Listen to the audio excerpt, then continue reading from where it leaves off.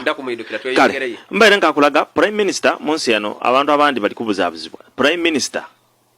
abatya nti nalina obuyinza ensi ya Nepal prime minister nakubwaku akalulu president ali ceremony nakobera kali gensi butinga obona Ethiopia ina president omukyalo yali awo aye abasinga mu the prime minister oyo Mohamed Biye oyo wakalevu ndidukira president 7 ya ino lukungana luyali ali kukungana by that time yali prime minister yali Kintu Musoke yakati ndija kwagana prime minister wa Ethiopia Meles Zenawi ati aye talinga bano ba prime minister ba Kintu Musoke by that time na yali ku nga deputy bamwetanga Etianga Paul Etianga omudukira wetololo so akaliwo Etianga will do some research aye luliyo tulwakuba baba aliyo yava mu politics ono yaba yamuva ate by the way umula kwa abantu bamanira so ensi ya Nepal erina ceremonial president era president yali ceremonial but prime minister nakubwako akalulu naba ne executive powers but soko simba kati but prime minister nalonda president yaba aligawo abatavaawo abawo ali ceremonial era kino osobola nkuwa example ensi edena ba president ba prime minister era ni system eya Bungereza gyazimba munsi dino nti ni mu Uganda nekyasinga ino leto omutawana nti baida batuwa prime minister nga ino buyinza osinga president ekyali tikiwutinga abantu balwawo kikonsuming nti obote nga prime minister yaina obuyinza okusinga president ayali Mutesa era bw'osoma akatabo ka Adokona Choni kakoba from obote to obote nga ali kutifaringa ku government ye yakulaga twava ku obote toira ku obote aya Adokona Choni muganda ani wo obote awandika yakoba ati yenga ye moto wo obote yabona kabaka abuganda nga ikirizo okuba president nga ajakolera kansi ga prime minister yategera nti bijja kuba birungi mukatabako statement ye yerimu nti obuyinza obuli presumed baloza ati buli mu president ainge executive powers the nani prime minister ngabo kibona nti ebungereza prime minister aina obuyinza obukola buli kintu aya ali gansi ga king eino mababere gansi ga queen nti queen aina obuyinza obubingani prime minister wabona no musada kubayitanga Tony Blair yali akulembere bulungi naye akola mwenso mindala kwe ya resigning ato talinda akola ki kubinga bale tomukyala kubayitanga May Teresa omukyalo yakulembera kuba prime minister myezi jali 17 yena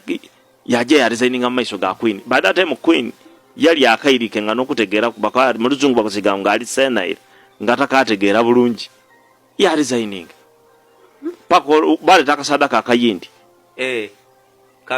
kagemamu so wanoduzi wankobera ku Africa nsi kye ya kyusa mu yali president ya kyusa mu kunani yaenda kwira kubwa prime minister bali bikola abana bagezino awo wa Theodore Ngwema bali muteka kati akali nali president haibuti ndikwidanga prime minister buyinza prime minister najoba nabo babiteka so chosobolo kwebuza nti Bangladesh not Bangladesh Nepal Bangladesh Sri Lanka datu kadeti yao nti Bungereza ne yakulembera ensi dero mbisere byabafuga matwale so their system jebeta Westminster Abbey system y'Abangereza yabange ekoleyo abana Uganda lokuba nti fe tuguguba ate obuyinza ababugema mu ku myaka ejasooka bakizulanga boba ni prime minister nga asiga president yamani abaira kwawo kyabanga nga amini byakigema mu nga president system yakyukirawo amini ne yagikyukiza erala no abote yakikyusa bwamala okubinga kabaka mu 1967 gibayitanga the Buganda crisis ngatumya amini okulumba olubiri lwa kabaka at the same time yali president awo obuyinza bwakyukirira abote yakolera system gibayitanga move to the left the common man's charter oyina no boto omutuufu era timulira mukubona ku president yali straight a nationalist ngoyo kuba obuvuyo bona na yabu streamlining abana abasigere bona kubalitambulira aye bokyogere uti omuntu akati kiboneka oba yitabitegera ni yenko omukulembezi ayatolawo mu luzungu bakyeta lakuna oba ebitimuguna ebyali bitereibwa abazungu tusigale mu buvuyo kiringo obuvuyo obw'itaka abazungu babulekawo intentionally obo kitegere nti omuzungu ayeda ano ng'ezira itaka lyali nali yatukano kai yagaba itaka yali tolaga oba mudegaino okuikiriza omuzungu ayayagana na itaka kali muna abazungu bagaba itaka at Crown Land baba ga square miles ziditi Royal Land baba ga square nibine bikutana ne no bwacha abazinga gawulire ni minister ngakati bagembe county kilo wabusoka state minister uyu mwai mayanje ayire byabyogereranga eyo ali agana abantu bali mbisamu egali era takaira mukogera kigambo oti necho tosobola kudulusa katikiro of a kingdom oti ndikulagira muvagala bamugeme ayi bino byona byatebwa obazungu omuzungu yaidano ngazira itaka yatukano yakati alikuwa ula mochi itaka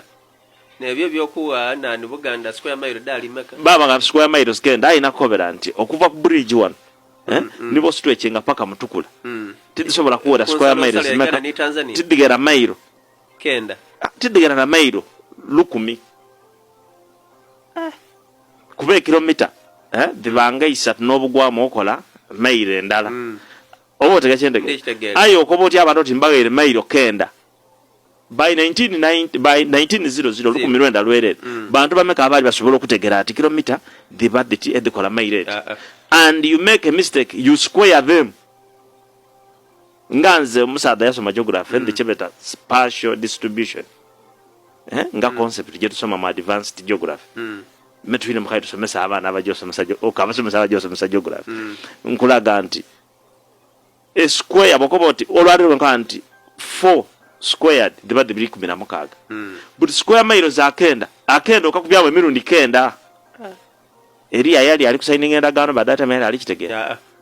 etegeza baba gabyoya byaki byanswa ai kai kuitaka eri omuntu ali kuidda mu itaka eri mi ali bagabira so ni kine kyali ebungereza omusada ngo bote ebyo nabena yali abitwiro I'm not a propagandist but I am a realist ndikobere kitufu mbutu bwacho but abasogola kibakwa mbutu ino emputu ife twadema bibagame abaganda ere ife busogo omuntu agula itaka kati ekiro wacheche ezirembe mukayi galiwo we itaka kayi galiwo we kibanda ife abasoga twa ogwo omunino titwagulimu